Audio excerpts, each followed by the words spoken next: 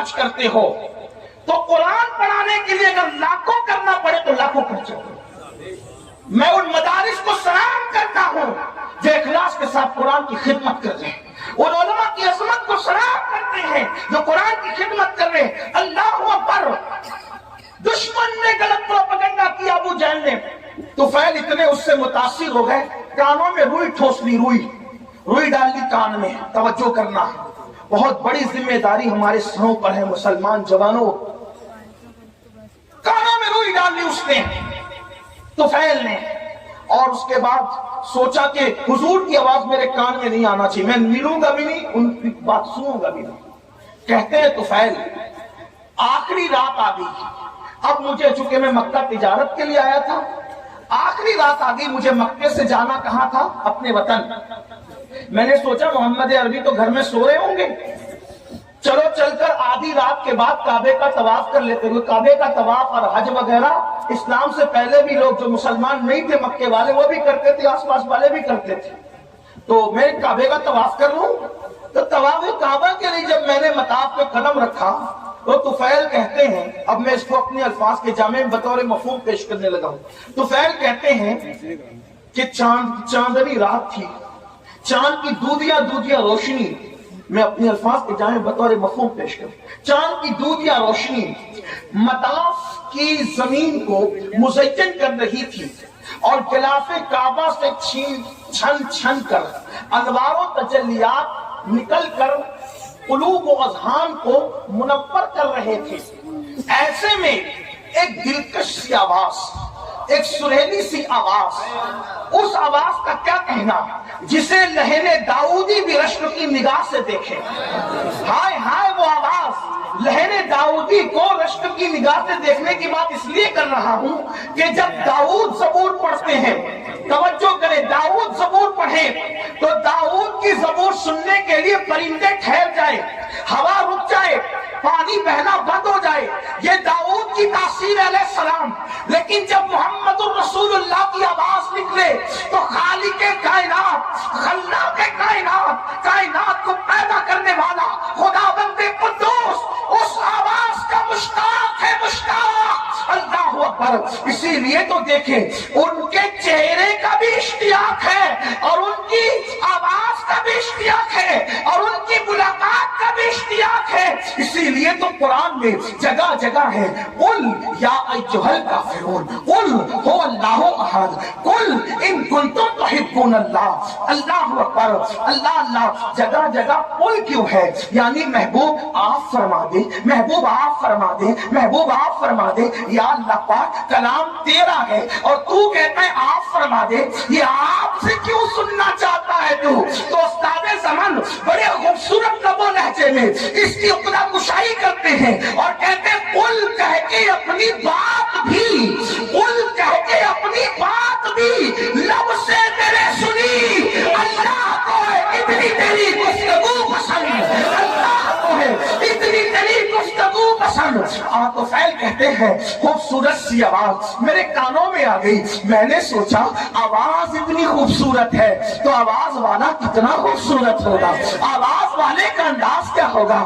آواز خوبصورت، کلام خوبصورت، اس کا چہرہ بھی تو دیکھیں۔ طفیل کہتے ہیں میں بے کام ہو گیا، میں بے قرار ہو گیا، اپنے آپ پہ قابو نہ رکھ سکا، اور میں دوڑ کر کے گیا تو میں نے کیا دیکھا کہ حضور ہی تھے جو نماز میں تلاوت کر رہے تھے، اور میرے کان اس طرف متوجہ ہو گئے۔ میں نے سوچا یہ شاعری بھی نہیں، یعنی نظم بھی نہیں، یہ نثر بھی نہیں، نہ نظم ہے نہ نثر ہے، اس لیے کہ اللہ اکبر! نظم کہیں تو کیسے کہیں، نثر کہیں تو کیسے کہیں؟ وہ سخن ہے جس میں سخن نہ ہو، وہ بیان ہے جس کا بیان نہیں۔ جب بندے کے کلام کی یہ شان ہے تو اس کے بنانے والے خدا کی شان کا عالم کیا ہوگا؟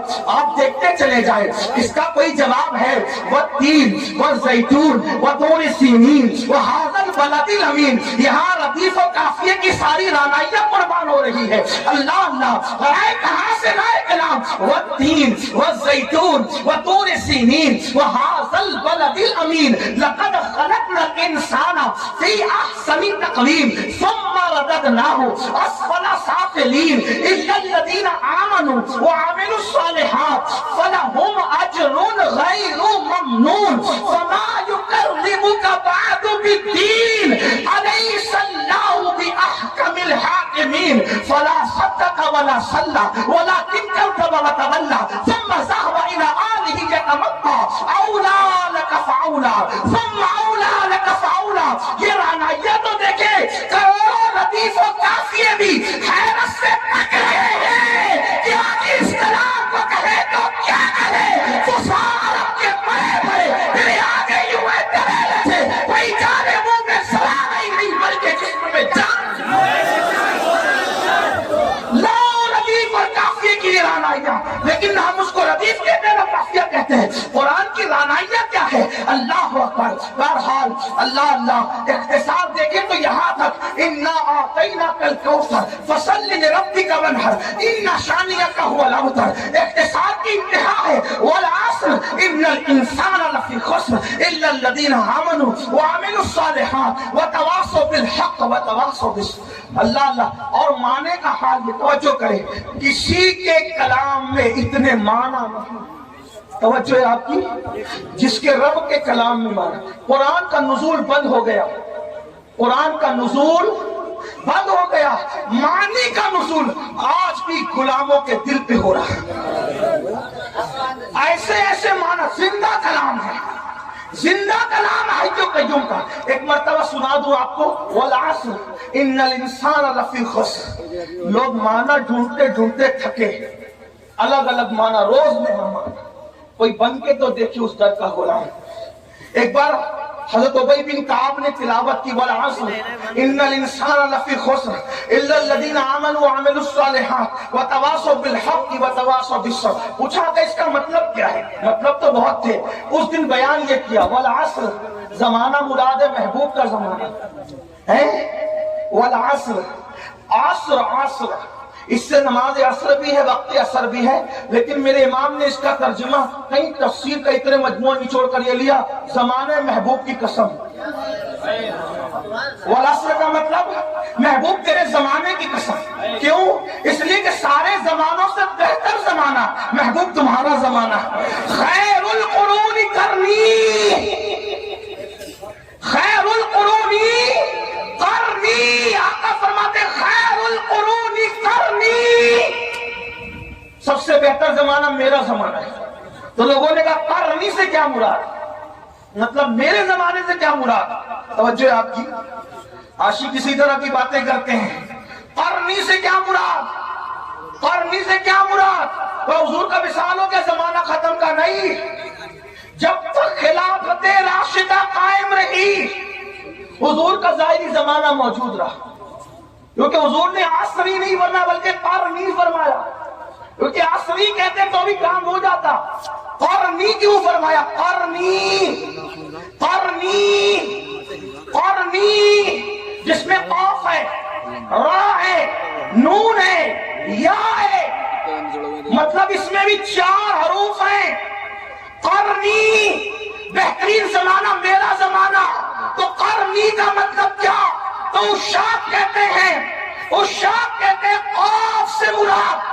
توجہ کریں، عشاق کہتے ہیں قاف سے مراد یہ صدیق کی قاف ہے.